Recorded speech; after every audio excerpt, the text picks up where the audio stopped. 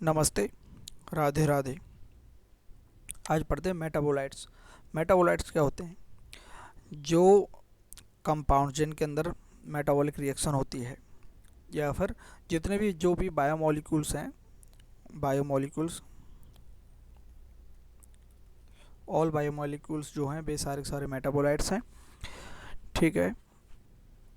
और इनके अंदर क्या है, मेटाबॉलिक रिएक्शंस होती हैं, और ये सारे फिजियोलॉजिकल जो रिएक्शंस, फिजियोलॉजिकल जो प्रोसेस हैं उनको करने में हेल्प करते हैं।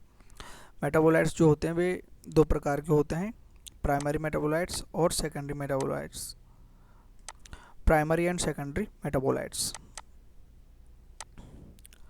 All type of biomolecules are metabolites. जितने भी सारे बायोमोलिक्यूल्स हैं, बायोमोलिक्यूल्स क्या हैं?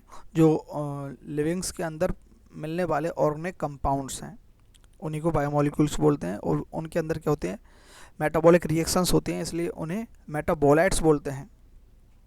इन एनिमल टिश्यूज़, और एनिमल्स के अंदर जितने भी, और टिश्यूज़ के अंदर जितने भी ऑर्गेनिक कंपाउंड प्रेजेंट होते हैं, जैसे कि अमीनो एसिड हो गए, शुगर हो गए, न्यूक्लिक एसिड हो गया, लिपिड हो गया, प्रोटीन हो गया, कार्बोहाइड्रेट्स हो गए, ईटीसी, जितने भी एनिमल्स के अंदर मिलने वाले ये कंपाउंड्स हैं, ऑर्गेनिक कंपाउंड हैं, उनको सबको प्राइमरी मेटाबोलाइट्स बोलते हैं।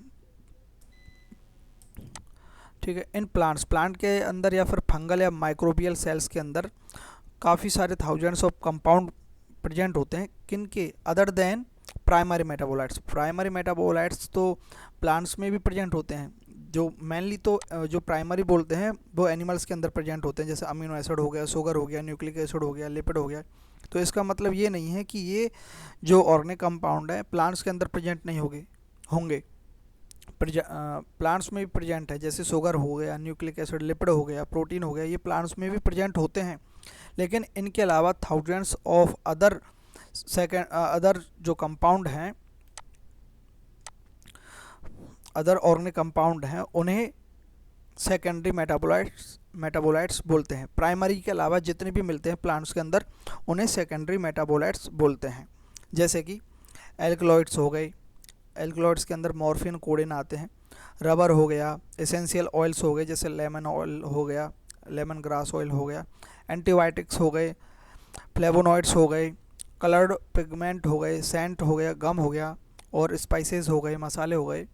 ये सारे के सारे जो अदर्स हैं, प्राइमरी के अलावा जितने भी ऑर्गेनिक कंपाउंड प्लांट्स में या फंगल में या माइक्रोबियल सेल्स के अंदर प्रेजेंट होते हैं, प्लांट सेल में या फिर फंगल सेल में या फिर माइक्रोबियल सेल्स के अंदर प्रेजेंट होते हैं, अदर देन प्राइमरी मेटाबोलाइट्स के अलावा जो भी प्रेजेंट होते हैं उन्हें सेकेंडरी मेटाबोलाइट्स बोलते हैं। प्राइमरी मेटाबोलाइट्स क्या हैं?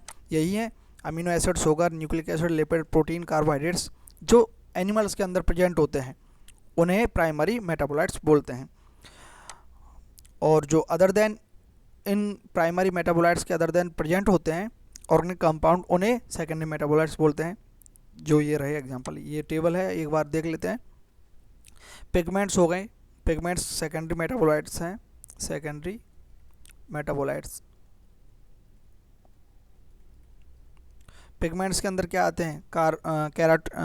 कैरोटीनॉइड्स, एंथोसाइनिन्स, और एल्कलॉइड्स के अंदर मॉर्फिन, कोडेन, और टर्पिनॉइड्स के अंदर मोनोटर्पिन्स और डाइटर्पिन्स हो गया। एसेंशियल ऑयल्स के अंदर लेमन ग्रास ऑयल हो गया। टॉक्सिन्स के अंदर क्या हो गया? एब्रिन और रिसिन हो गया। और लैक्टेंस के अंदर कॉनकानावेलिन ए हो गया। लैक्टेंस के अंदर कॉनकानावेलिन ए। और ड्रग्स के अंदर क्या हो गया? बिनब्लास्टिन और कुरकुमिन हो गया। बिनब्लास्टिन, कुरकुमिन ड्रग्स के अंदर हो गया। और पॉलीमेट्रिक जो सब्सटेंसेस हैं, पॉलीमेट्रिक मतलब उनके अंदर पॉलीमर हैं, जो जैसे रबर हो गया, गम हो गया, सेलुलोज हो गया। सेलुलोज प्राइमरी मेटाबोलाइट्स नहीं है, ग्लूकोज है प्राइमरी मेटाबोलाइट्स, क्योंकि सेलुलोज एनिमल्स के अंदर प्रेजेंट नहीं होता, इसलिए सेलुलोज सेकेंडरी मेटाबोलाइट्स है। रबर, गम, ये क्या है? पॉलीमेट्रिक सब्सटेंसेस हैं, ये सेकेंडरी मेटाबोलाइट्स हैं। अब आते हैं, primary metabolites have identifiable functions and play known role in normal physiological process. जो जितने भी प्राइमरी मेटाबोलाइट्स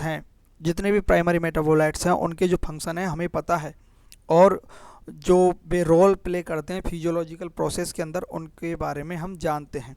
जैसे अमीनो एसिड्स हो गए, उनका क्या रोल है, ग्लूकोज का क्या रोल है, क्या करते हैं, और न्यूक्लिक एसिड क्या करते हैं, लिपिड क्या करते हैं, प्रोटीन क्या करते हैं, ये सारे के सारे प्राइमरी मेटाबोलाइट्स हैं, उनके फंक्शंस हमें पता है।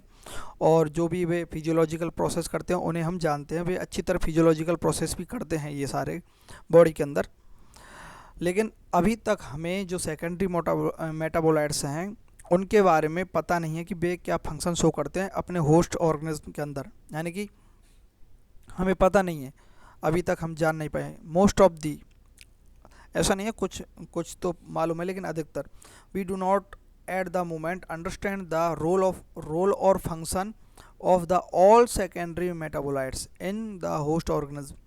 However, many of them are useful to human welfare. Example: rubber, drugs, spices, scent और pigment and pigments।